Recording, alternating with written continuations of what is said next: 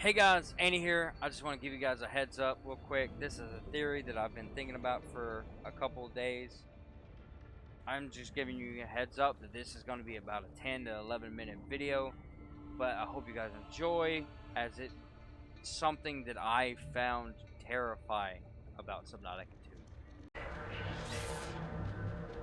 Blueprint complete. PDA implant reset to factory settings.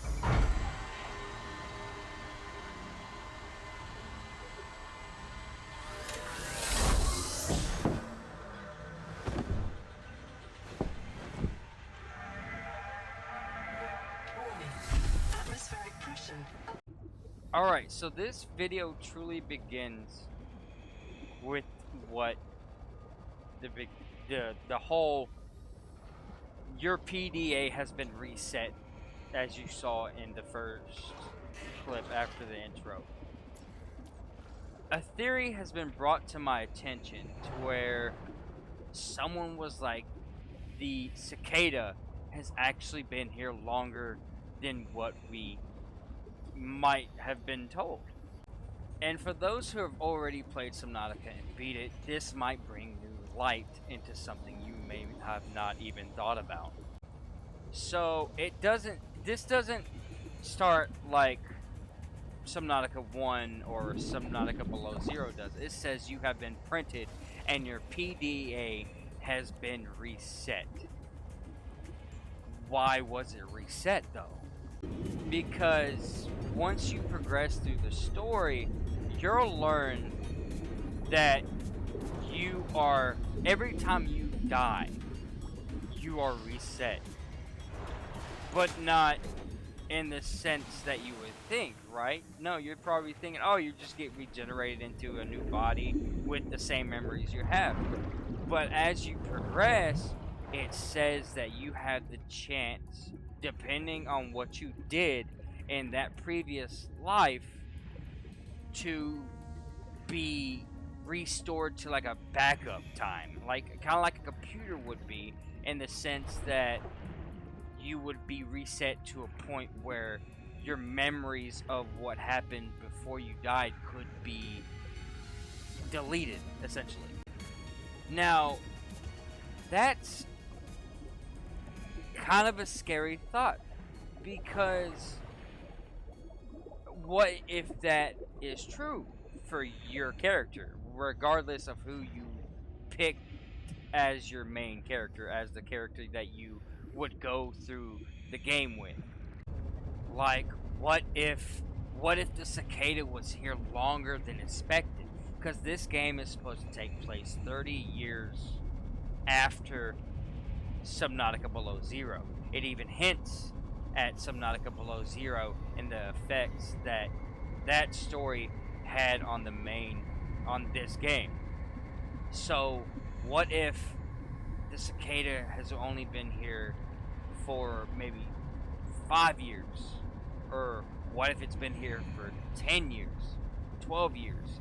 And every time you start a new game, it's not just a new game, but it's the character being essentially wiped. Like, the character itself has been consecutively wiped because something happened and Noah didn't like it. Because if you read the black boxes as you progress through the game, it will say that Noah will have the power to wipe your memories in case of an infection or in case of something that Noah deems unnecessary or dangerous to the story or to the colony.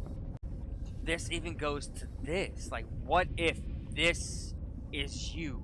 What if this is one of your bodies that sadly didn't make it because of barotrauma? Like, it states, and it's like,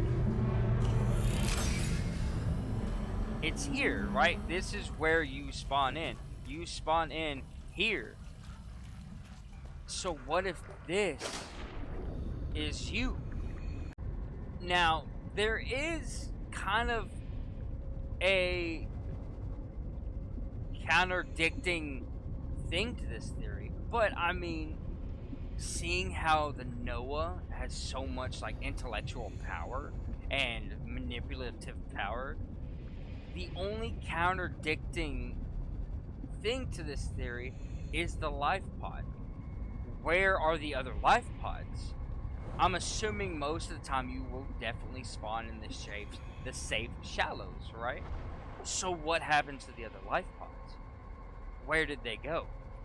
It is also a known thing that in the later game, one of the PDA entries state that you can be printed mentally, but not physically.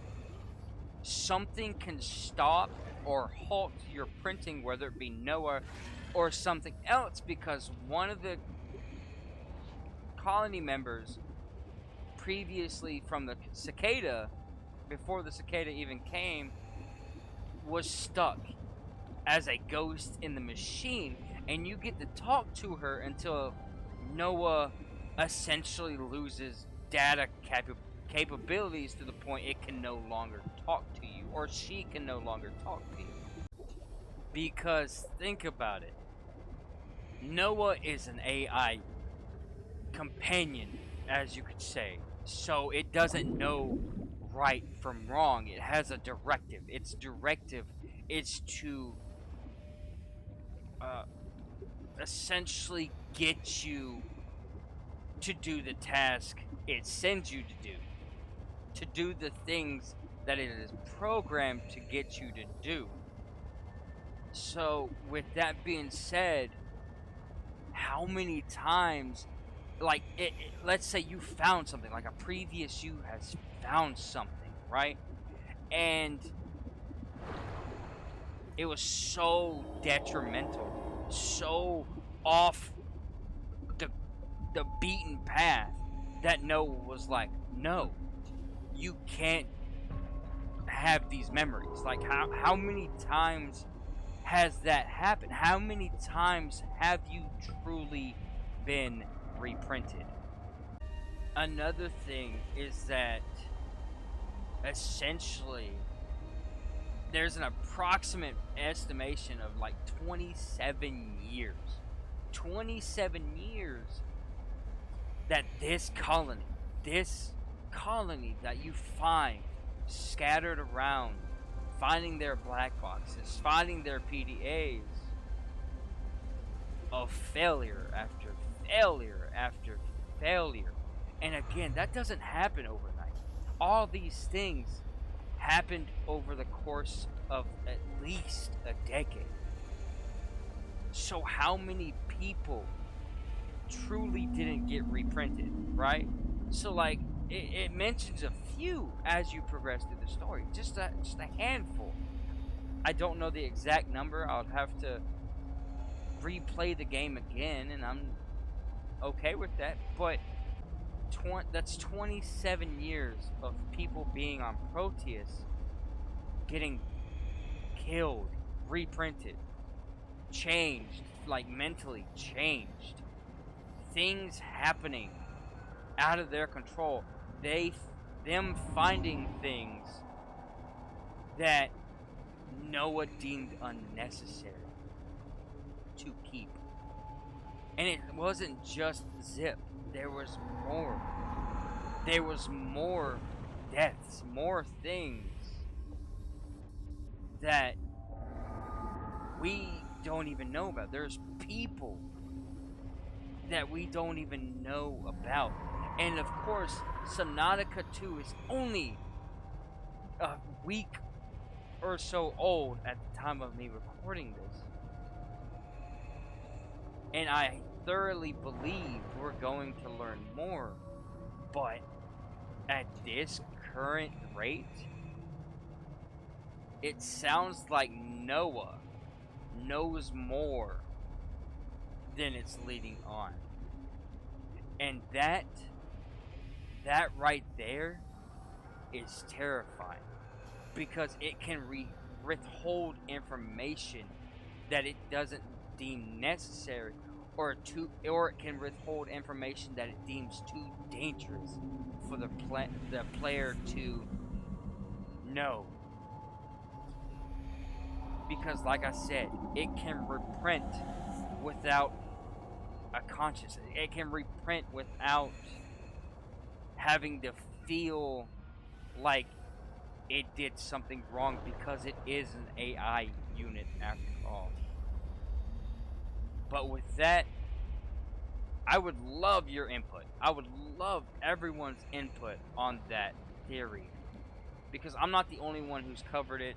There was another YouTuber called Wizzo Real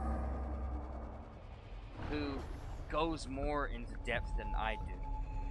So if you want to learn more, check out his video, the dark truth about the Noah system. But again, I would love your input. I would love your feedback and what you think is actually going on. Because again, Subnautica 2 is still a new game. We don't know what's going on yet, nor do we know what the future may hold for this game. But like I said, it's terrifying. But for those who did watch, I do appreciate it. I appreciate you listening to my theory after thinking about it for a few hours, maybe even a few days. And I hope you enjoyed. And I hope it gave you a new insight of what could be and what might not be. But for those on YouTube, I hope you guys enjoyed. Leave a like down below. Even comment something. But for now, I hope you guys enjoyed, and I will see you guys in another video. Bye!